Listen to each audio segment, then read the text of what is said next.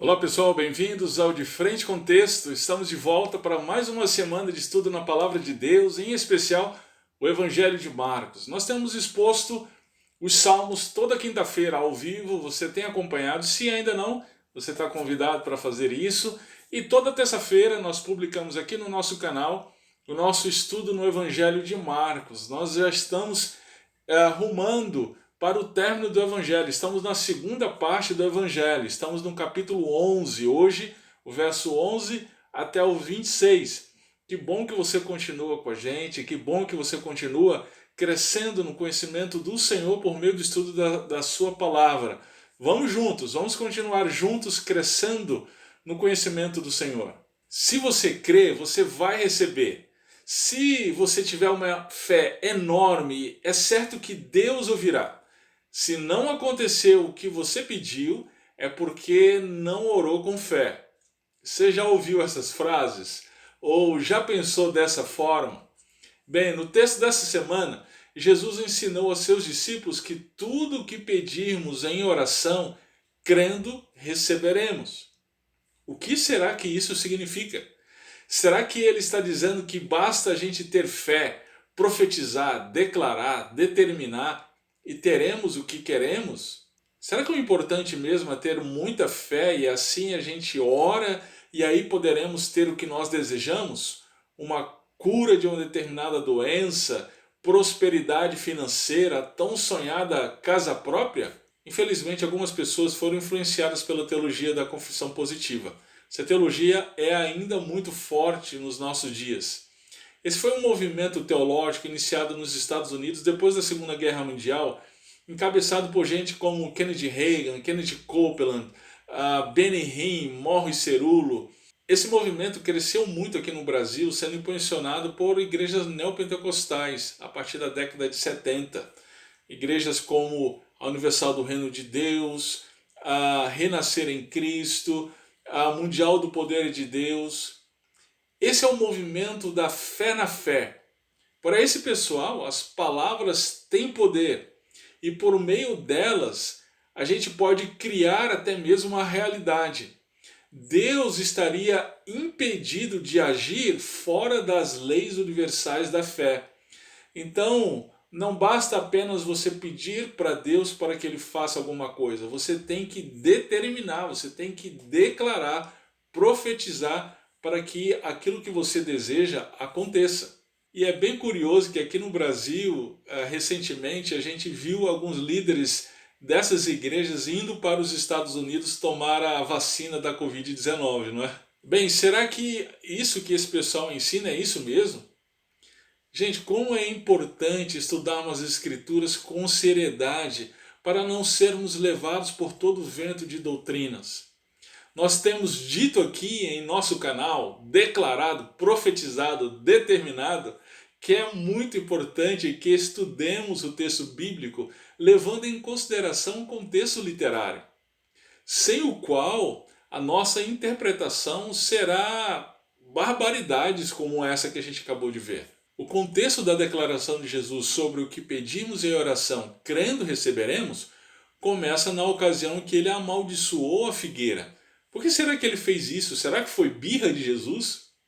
Bem, logo em seguida ele purifica o templo. O que tem a ver a ocasião que Jesus amaldiçoou a figueira e a purificação do templo? E finalmente, uma última pergunta. Qual é a relação da ocasião da figueira e do templo com o ensino de Jesus sobre a fé? Muito bem, vamos ver tudo isso. Vamos para de frente com o texto e vamos crescer no conhecimento do Senhor por meio do estudo da sua palavra. Muito bem, gente. Marcos capítulo 11, verso 11 ao 26. Acompanhe a leitura comigo. Jesus entrou em Jerusalém, no templo, e tendo visto tudo em redor, como fosse já tarde, saiu para Betânia com os 12. No dia seguinte, quando saíram de Betânia, teve fome. E vendo de longe uma figueira que tinha folhas, foi ver se nela acharia alguma coisa. E chegando a ela, não achou senão folhas, porque não era tempo de figos. E Jesus falando, disse-lhe: Nunca mais coma alguém fruto de ti, para sempre. E os seus discípulos ouviram isto. e vieram a Jerusalém. Jesus, entrando no templo, começou a expulsar os que vendiam e compravam no templo, e derrubou as mesas dos cambistas e as cadeiras dos que vendiam pombas, e não consentia que alguém levasse algum vaso pelo templo. E os ensinava dizendo: não está escrito, a minha casa será chamada por todas as nações casa de oração? Mas vós a tendes feito covil de ladrões. E os escribas e principais sacerdotes, tendo ouvido isso, buscavam ocasião para o matar, pois eles o temiam, porque toda a multidão estava admirada acerca da sua doutrina. E sendo já tarde, saiu para fora da cidade, e eles, passando pela manhã, viram que a figueira se tinha secado desde as raízes. E Pedro, lembrando-se, disse-lhe: Mestre, eis que a figueira que tu amaldiçoaste se secou. E Jesus, respondendo, disse-lhes: tende fé em Deus, porque em verdade vos digo que qualquer que disser a este monte: ergue-te e lança-te no mar, e não duvidar em seu coração, mas crer que se fará aquilo que diz, tudo o que disser lhe será feito. Por isso vos digo que todas as coisas que pedirdes orando, crede receber, e tê-las-ei. E quando estiverdes orando, perdoai, se tendes alguma coisa contra alguém, para que vosso Pai que está nos céus vos perdoe as vossas ofensas. Mas se vós não perdoardes, também vosso Pai que está nos céus vos não perdoará as vossas ofensas. Amém. Lembre-se que na semana passada nós vimos a ocasião em que Jesus curou o cego de Jericó e entrou em Jerusalém. Naquele momento, a multidão o aclamou, dizendo: Hosana, bendito o que vem em nome do Senhor. E aí a gente viu que a mensagem central do texto é: Jesus é o Rei prometido, renda-se a Ele. Muito bem, hoje nós vamos ver o que aconteceu no dia seguinte à entrada triunfal de Jesus em Jerusalém. O texto de hoje tem 3 partes, acompanhe aqui comigo. Olha só, a primeira parte vai do verso 11 até o verso 14 e narra a ocasião em que Jesus amaldiçoou a figueira. A segunda parte é do verso 15 até o verso 18 e refere-se à ocasião em que Jesus purificou o templo. E a terceira parte, é o verso 19 até o verso 26, que é o ensino de Jesus aos seus discípulos. Vamos ver parte por parte, começando então pela primeira parte. Jesus havia chegado em Jerusalém, ele foi direto para o templo então. Observou e saiu porque já era tarde. Ele e seus discípulos dormiram em Betânia. Essa informação é bem interessante porque o que vai acontecer no dia seguinte, no templo, a gente tem que lembrar desse detalhe porque isso vai nos ajudar a entender que o que vai acontecer não foi um resultado de um rompante emocional de Jesus, ok? Depois a gente volta aqui. Bem, no dia seguinte, Jesus e seus discípulos foram para Jerusalém mais uma vez e Jesus teve fome. Essa informação é interessante também. Houve uma heresia nos primeiros séculos do cristianismo chamada de docetismo. Essa heresia dizia que Jesus não era totalmente humano, ele tinha a aparência de um homem, mas era algo como um espírito, não tinha corpo real. Todavia, basta a gente observar que Jesus era gente como a gente, ele teve fome. Ele era totalmente Deus e totalmente humano. Muito bem, ok. Tendo fome, Jesus viu uma figueira com folhas, isto é, estava pronta para dar frutos. Mas ao se aproximar dela, viu que não tinha fruto nenhum. Então Jesus amaldiçoou a figueira. Você não acha estranha essa narrativa? Não parece que Jesus era um menino birrento que, quando a vontade não é satisfeita, ele faz arte? Parece mesmo, não é? Mas claro que não é isso. Nós vamos ver a razão disso mais à frente. Vamos em frente por hora. Vamos ver a segunda parte do texto. Ao chegar em Jerusalém, Jesus se dirigiu ao templo e aconteceu algo inusitado. Olha só, Jesus viu todo o comércio que havia no templo e tomou uma atitude. Olha o verso 15. Começou a expulsar os que vendiam e compravam no templo e derrubou as mesas dos cambistas, as cadeiras dos que vendiam pombas, não consentia que alguém levasse algum vaso pelo templo. Por que será que Jesus fez isso? Por que ele agiu dessa forma? Os versos seguintes vão explicar. Olha o verso 17. Jesus diz assim: não está escrito, a minha casa será chamada por todas as nações casa de oração? Mas vós a tendes feito covil de ladrões.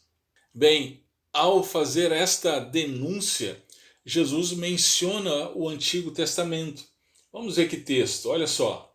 A primeira vez que o templo foi citado como casa de oração foi na ocasião de sua inauguração durante o reinado de Salomão, conforme a gente vê em 1 Reis capítulo 8.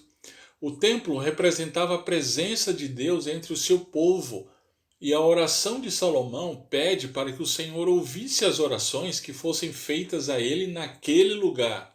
Também nós vemos o templo sendo mencionado como casa de oração no livro do profeta Isaías, lá no capítulo 56, verso 7. Olha só o que diz a profecia: também os levarei ao meu santo monte e os alegrarei na minha casa de oração. Os seus holocaustos e os seus sacrifícios serão aceitos no meu altar, porque a minha casa será chamada casa de oração para todos os povos. Agora, a profecia de Jeremias é bem interessante. No capítulo 7, verso 11, diz assim: é, pois, esta casa que se chama pelo meu nome uma caverna de salteadores aos vossos olhos? Eis que eu mesmo vi isto, diz o Senhor. É importante a gente ler o que vem antes do verso 11. Deus denuncia a religiosidade de Israel. Essa havia se tornado superficial, com a valorização de elementos meramente externos como o templo, as cerimônias, etc. E ao mesmo tempo, o desprezo pela aliança. Olha o que diz o texto lá no verso 4, olha só. Não vos fieis em palavras falsas, dizendo: templo do Senhor, templo do Senhor, templo do Senhor é este. Porventura furtareis e matareis e adulterareis e jurareis falsamente e queimareis incenso a Baal e andareis após outros deuses que não conhecestes, e então vireis e vos poreis diante de mim nesta casa que se chama pelo meu nome e direis: fomos libertos para fazermos todas essas abominações? Era exatamente isso que estava acontecendo no tempo de Jesus. É bem interessante. Só que com um agravante. Até mesmo o templo havia sido afetado pela corrupção do culto. Se o templo era um símbolo da presença de Deus entre o seu povo, ali já não restava mais nem mesmo um símbolo. Muito bem, é muito significativo também notarmos como os opositores de Jesus reagiram a isso. Vamos ver. Olha só o verso 18. Eles buscaram ocasião para assassinar Jesus. Isso é chocante, você não acha? No templo, no centro do culto a Deus, os principais líderes religiosos planejavam assassinar aquele para qual todo o sistema de sacrifícios realizado no templo apontava: Jesus Cristo, o Cordeiro de Deus que tira o pecado do mundo. Como isso é terrível! Prestavam culto a Deus, mas não estavam nem um pouco interessados no próprio Deus. Bem, no dia seguinte à purificação do templo, Jesus e seus discípulos passaram por aquela figueira e viram que ela havia secado até as raízes. Daí então decorre o ensino de Jesus. Vamos organizar aqui na tela para a gente visualizar melhor este ensino. Esse é um daqueles ensinos de Jesus que é muito mal interpretado. O que Jesus teria ensinado aqui?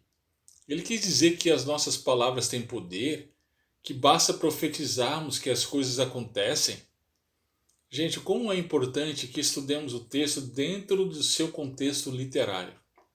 Aqui a gente tem mais um exemplo do sanduíche marcano, conforme nós já estudamos na dica de estudo do texto. Depois dá uma olhada lá. Com certeza você vai lembrar qual é a estrutura básica de um sanduíche. O sanduíche é formado basicamente de pão, carne e pão. O que isso tem a ver com interpretação bíblica? Bem, muitas vezes Marcos começa a contar uma história e a interrompe com outra história e em seguida volta à primeira história.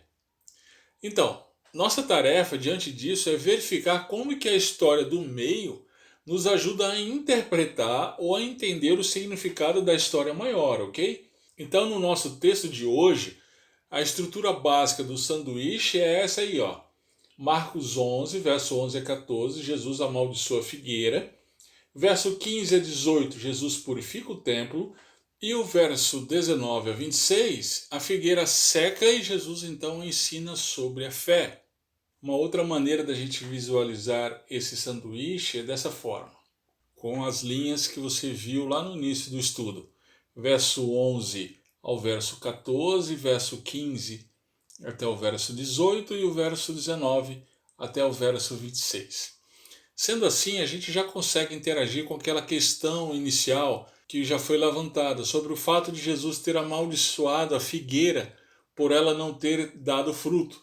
Eu disse que parece que Jesus era um menino birrento cuja vontade, quando não satisfeita, faz arte. Bem, considerando então essa questão literária, a gente percebe que o fato da figueira não dar fruto, por ter sido amaldiçoada por Jesus e ter secado, tem tudo a ver com o templo. A figueira simbolizava Israel e seu culto, centrado no templo. Como a figueira, a religião de Israel era notável, cheia de folhas, com um templo belíssimo, mas sem fruto algum. Havia um comércio vibrante no templo para fornecer elementos para o sacrifício que as pessoas faziam. Mas esses sacrifícios eram para o Deus que eles estavam rejeitando e estavam prestes a crucificar. Assim, os sacrifícios feitos no templo não tinham qualquer valor ou significado. Havia uma atividade religiosa proeminente, mas com ausência de fé no Deus que estabeleceu os sacrifícios para apontar para o Cordeiro que estava por vir, Jesus Cristo. Dessa forma, o culto a Deus prestado no templo transformou-se em uma fonte de privilégios e enriquecimento para alguns. O templo foi profanado e deixou de ser uma casa de oração e passou a ser um covil de ladrões.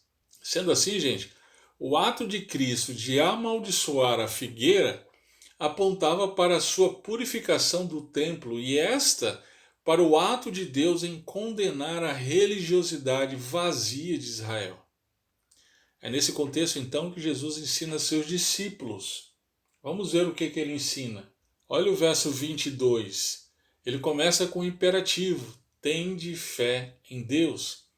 É bem interessante a gente notar que ele menciona, além da fé, a oração, logo em seguida.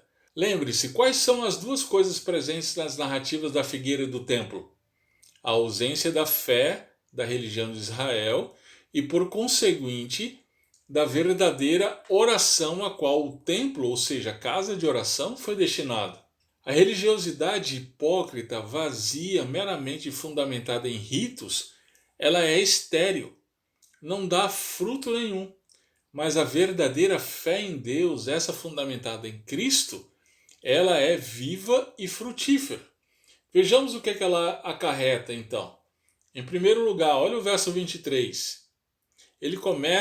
Jesus aqui começa com um porquê. Em seguida ele diz: em verdade vos digo que qualquer que disser a este monte, ergue-te e lança-te no mar, e não duvidar em seu coração, mas crer que se fará aquilo que diz, tudo o que disser lhe será feito.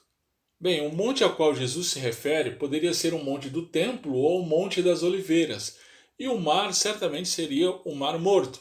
Jesus, então, usou aqui de uma figura de linguagem para ensinar que por meio da fé até mesmo o impossível aconteceria. Veja então no verso 24 o por isso, ou seja, uma vez que até mesmo o impossível pode acontecer por meio da fé, então peça em oração. O que Jesus está ensinando aqui? Será que ele está dizendo que basta a gente ter fé, profetizar, declarar, determinar e teremos um jatinho particular, uma conta milionária na Suíça? Afinal, o que Jesus está dizendo é que tudo o que disser será feito e todas as coisas que perdides recebereis, não é mesmo? Não, longe disso, gente. Antes de mais nada, perceba que Jesus, embora tenha dito para dizermos ao monte, logo em seguida ele fundamenta isso no verso 24, usando a palavra pedir. A ideia é de súplica humilde diante de Deus e não de ordem. A gente precisa lembrar que Deus é soberano, não nós. E Ele jamais, lembre-se disso, nos dá da sua soberania. Uma outra coisa para considerarmos é que devemos nos perguntar: tudo o que Ele nos daria? Ele faria todas as nossas vontades? Isso significa que tudo o que deseja o nosso coração, Ele vai dar, mesmo o nosso coração idólatra? Gente, que tipo de pai dá tudo o que o filho quer? Lembre-se que o contexto é o culto no templo. As pessoas iam até lá para oferecer sacrifícios pelos seus pecados e para agradecer ou pedir a Deus por alguma situação de dificuldade. Bem, pela fé em Cristo, o impossível se faz possível, ou seja, o perdão dos nossos pecados. Deus ouve as nossas orações quanto àquilo que nos aflige. Lembra da ocasião imediatamente antes de Jesus entrar em Jerusalém? Jesus curou o cego de Jericó. Você se lembra do que Jesus disse a ele? Olha lá o capítulo 10, verso 52. A tua fé te salvou. Gente, a religiosidade superficial do templo deixava as pessoas cegas. Mas a verdadeira fé em Deus, a fé em Cristo, nos aproxima de Deus de tal maneira que Ele ouve as nossas petições. Perceba que isso vai muito além do que o folclore evangélico hoje tem ensinado. Usa-se o nome de Jesus como o Aladim usava o abracadabra para fazer as coisas acontecerem. Não foi isso que Jesus ensinou. Ele ensinou que a fé nele nos leva a um relacionamento tal com Deus que os nossos pedidos são atendidos porque estão de acordo com a vontade do Senhor, até mesmo aquelas coisas impossíveis. É isso que Jesus ensina em João capítulo 15, verso 7. Se vós estiverdes em mim e as minhas palavras estiverem em vós, pedireis tudo o que quiserdes e vos será feito. Muito bem, então em primeiro lugar, a fé produz a oração que é atendida por Deus. E em segundo lugar, vejamos agora a segunda parte do ensino de Jesus. Ele está falando de fé e oração e de repente muda de assunto e passa a falar de perdão. Olha o verso 25. Perdoai se tendes alguma coisa contra alguém. Jesus aqui está falando de duas coisas diferentes e desconexas? Ou será que tem algum relacionamento? Claro que sim. As duas coisas andam juntas. O nosso relacionamento com Deus está diretamente ligado ao nosso relacionamento com o outro. Lembre-se que a gente mencionou o verso 18, a ocasião em que Jesus estava purificando o templo e os líderes religiosos buscavam matá-lo. Que terrível! Uma religiosidade que, ao mesmo tempo que oferece sacrifícios a Deus, busca matar alguém. De acordo com Jesus, essa religiosidade é vazia. Veja na sequência do texto. Para que perdoar aqueles que temos alguma coisa contra? Olha a sequência. Para que vosso Pai, que está nos céus, vos perdoe as vossas ofensas. E caso não haja o perdão, olha que terrível no verso 26. Se vós não perdoardes, também vosso Pai, que está nos céus, vos não perdoará as vossas ofensas. Ou seja, devemos tratar os outros como Deus tem nos tratado, com graça, misericórdia, refletindo assim o perdão que temos recebido. Isso é tão sério que, de acordo com Jesus, Deus deixa de nos perdoar caso não perdoemos, e isso tem impacto direto também sobre as nossas orações. É isso que Pedro vai dizer na sua primeira carta, quando ele trata do relacionamento entre marido e mulher, e que, aliás, já estudamos aqui no De Frente com o Texto. 1 Pedro capítulo 3, verso 7, diz assim: da mesma forma, maridos, vivei com elas a vida do lar, com entendimento, dando honra à mulher como parte mais frágil e herdeira convosco da graça da vida, para que as vossas orações não sejam impedidas. Isso é muito sério, não é mesmo? Muito bem. Perceba então que a fé ela é frutífera.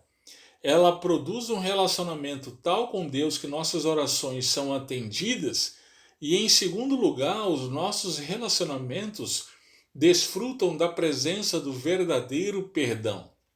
Então, gente, assim como a figueira secou por não dar mais fruto, a religiosidade de Israel havia secado por não ter mais essa fé frutífera. Muito bem, tendo tudo isso em vista, a mensagem central desse texto é a seguinte: Jesus ensinou que a religiosidade sem fé é infrutífera e condenada, mas a fé nele produz um relacionamento vivo com Deus e com o próximo. Muito bem, vamos pensar em algumas coisas mediante essa mensagem. É isso aí, gente. Quando estudamos a palavra de Deus com seriedade, nós vemos a profundidade que é as Escrituras. Lembra que começamos falando do movimento de confissão positiva? Da fé na fé, que diz que se você crer e determinar, você receberá tudo o que deseja? Tenho certeza que depois desse estudo você entendeu o real significado das palavras de Jesus sobre a fé. Diante disso, então, uma palavra pastoral. Cuidado com aqueles que transformam religião em mercado. Fique longe desses, ainda que o ensino deles pareça ser agradável aos seus ouvidos. Preste muita atenção se o que o pregador prega é realmente o que as Escrituras dizem, não basta apenas citar versículos. Hoje existem inúmeros líderes religiosos que transformaram igrejas em verdadeiros covis de ladrões. O que a Igreja Católica fazia com a fé das pessoas durante a Idade Média, nós vemos isso sendo feito em muitas igrejas evangélicas hoje, infelizmente. São igrejas cuja finalidade é o enriquecimento de seus líderes. Uma outra coisa para a gente pensar é que, de acordo com o que vemos nas Escrituras, o templo não existe mais. O povo de Deus tem a sua fé centrada num verdadeiro local de adoração, que traz a presença de Deus para nós. Qual é? Jesus Cristo. Ele é o templo de Deus.